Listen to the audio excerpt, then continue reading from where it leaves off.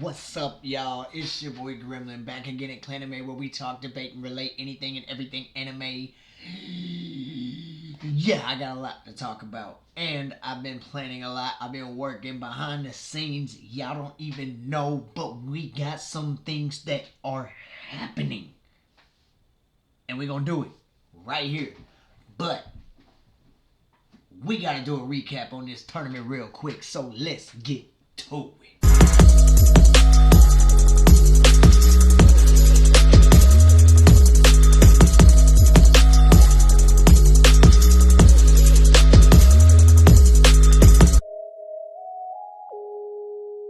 So now we hit the disclaimer. Y'all already know. I gotta go ahead and let you know that these were the votes within the comments. I was unbiased this whole time. That's how we do the tournaments. And I go ahead and give my opinions on the recaps. And here we are. So I do want to say my opinion might be the same as yours. Or it might not even matter because of fan base. Much like the first one, Arc lost against Sunraku, a brand new character that just came out in 2024, right there at the end of it, and then carried on with the second season just now, and they are already powerful enough to beat the mage Arc the Skeleton Knight. It was also the only tiebreaker that we had to do within this tournament, but it goes to prove that if you've ever been a gamer and you know anything about MMO, RPG, min-max, or skill level, or stacking at any base, you're going to know anything about this tournament because every single one of them is a character in a game. Therefore, we had to do a tiebreaker. No, we gotta call Uncle Sully. You know there's a reason. Okay? And he broke it down the same way I would have done it. Hands down, close quarters combat, I'm gonna mess you up before you can even cast the spell. Every time. Sunraku's gonna win. It wasn't new versus old. It was just straight up skill. Min-max. Y'all already know if you play games or you do anything real life, close range is always gonna outdo long range every time. Because once I get in, I'm not letting you get away. Sunraku got the first round. Let's continue going. Kirito versus Yuji was the second seat in this tournament. It was also the fourth round, but I want to go ahead and skip to that one because I'm going top 4 seeds, and that's how we're going to do it. You'll see. Anyways, that was the next round that I thought was going to be rough. I expected Kirito to win because of fan base, and a lot more people have seen SAO than they have My Isekai Life, because My Isekai Life is a High Dive original. It was only on Crunchyroll for like a year back in 2018. So if you didn't see it and you don't have High Dive, I didn't really expect you to vote for him. But it is kind of scary to think if he was a tamer and you go back to original SAO where their lives are at stake and he just tames a bunch of real people, Kirito would definitely fold. Like, he would not fight him. He would not fight human beings. He's done it a couple times at the risk of his own life, but look at his PTSD. He would not have stood a chance with Yuji, but with the fact that nobody's really seen the show, I kind of expected it to go that way. Anyways, moving on. Alright, so the middle rounds, we went ahead and found them some opponents. We had Ray Starling go against Katarina Clace, and then we had Sora go against Kon Hokaze, and neither of them really was predictable. It was kind of just a toss-up, like, who's gonna win? You know, Katarina is a sim game, so I kind of expected that to kind of be whatever Ray Starling does have. It is a sim, but it also has more of a fan base for men to play. Like, they can go and kill stuff if they want to, or they can go and try to find a relationship. It's a multi-based game. Ray Starling had more ability to progress within the fighting aspect of this. Yes, Katarina Clace does run her own thing, but, you know, really, it's a romance. Yes, there's fighting, but it's not based on that type of game. Moving on to the Kon Hokaze is more of a parody thing, kind of like a Gintama. It's episodic. Yes, there is a storyline, but it is very hard to keep up with in the beginning. A lot of people probably don't even remember that because it was back in the day and Dragon Ball Z took over. Okay, so nobody's really going to be remembering that. But if you do, thank you. Ixion Saga was amazing. And it was fun to watch as a kid.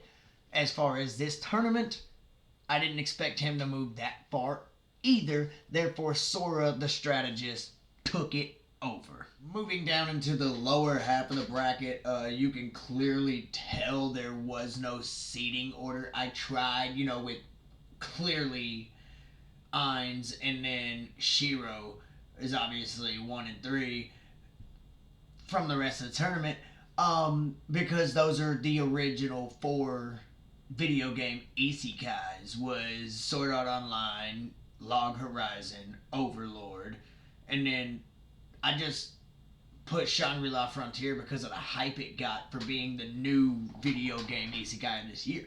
So that was how I seeded the 4, but clearly Shiro versus Diablo in the first round was a rough one, and following down with the rest of them, you can clearly tell video game Isekai is not easy to compare because of skill levels. You can create a character in any direction. And I honestly think Diablo should have beaten Shiro. Sorry, Christian. I did have you come in on that one. I do remember that.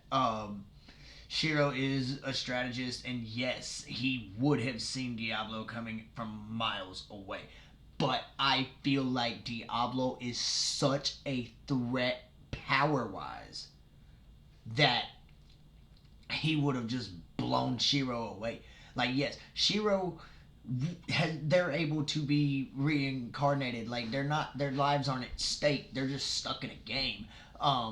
So they have had a lot of trouble with raid bosses, and I feel like Diablo would be like a raid boss times 20 in their world, because of his skill rate and how he built his character. He's Diablo. And then speaking of building a almost perfect character and then getting sucked in as your creation, we had Hakuto Kunai in the next round going against Sato Pendragon, which is a system admin that got stuck into a game that he was supposed to be deleting. And that was clearly a win. Like I said, I think it should have been Diablo versus Hakuto because they are pretty much built the same.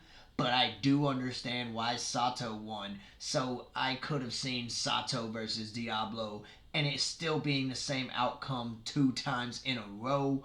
Instead, just straight down to the bottom, we had Ainz just blow out Leon.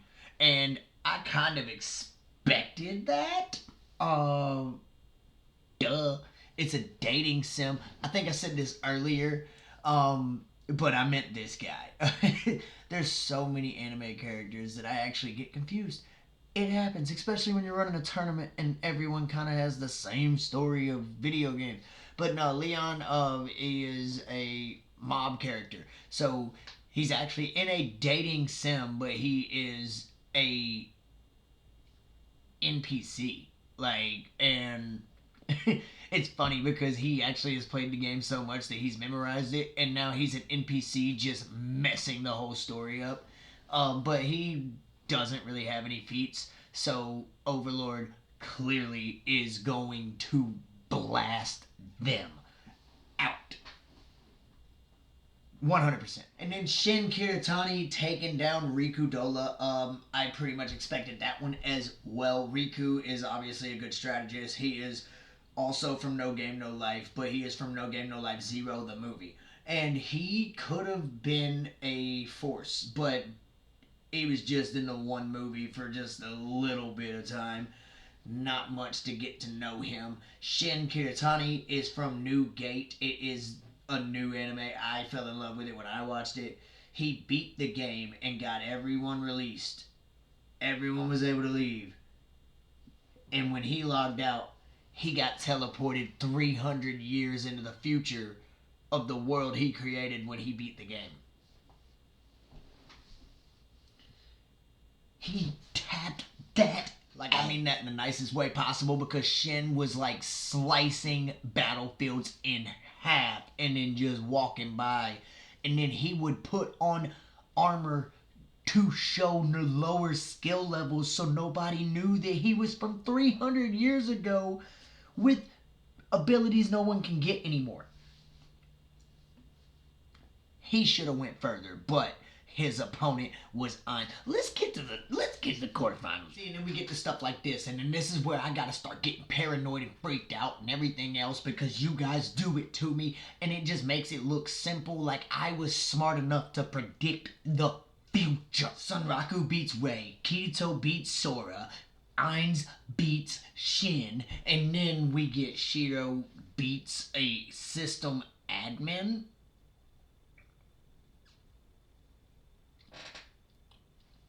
Y'all screwed me up on my bracket. But I guess that did not matter because it was short-lived.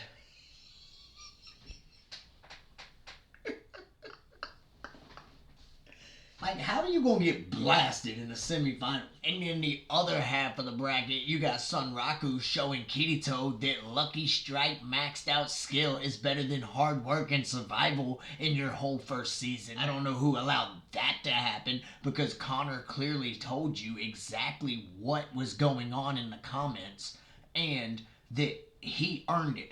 But I will say, yes, I get the potential in that, but when it comes to a fight, Sunraku might have the upper hand. Yes, Kirito did earn the skill. Yes, he did put in the work. And yes, he was fighting for his life, but that was only in season 1. So I get what you're saying. But as far as that skill, he earned it. And it's more of like a hype up for the end of the season. Like, oh, he used 2 swords. He's not a master. He is a swordsman. Yes. He has earned the skill of dual wield. Yes. But I still feel Lucky Strike would have took it, and it did. And what's worse than getting blasted in the semifinals is getting blasted in the finals, which is exactly what happened to Sunraku when Ainz showed up and told him what a real gamer looks like. So without further ado, let's go ahead and count the votes and pop that in there to finish this tournament out. So there you have it. Ainz is your Isekai Tournament 2 champion. And that will conclude our video game Isekai tournament. I will be continuing more Isekais down the road. I think I'm going to take a break from that. But we will be starting a new tournament next week. Be looking for the bracket on Thursday. I believe I'm going to do mascots. I know that's disrespectful to say, but everyone knows. And I've just been staring at my arm lately with all the mascots on it. So, let's see who's everyone's favorite mascot. And I'll be showing you the bracket in a couple days once I get everything built and put together. Also, on top of that, I've got a few series coming out. You will see a new update on my channel with a schedule on new posts and when I'm going to release series and days that those series will come out. Anyways, that's all I really wanted to say is let you guys know that I am doing a lot of work behind the scenes and there will be a lot of videos. I plan to post at least 4 times, if not 5 times a week, with the tournament being one of them 2 times a week, Monday and Thursday. I will also add Wednesday and Friday and then Sunday as well. Stay tuned. We got some work coming. We'll catch y'all next time. Peace.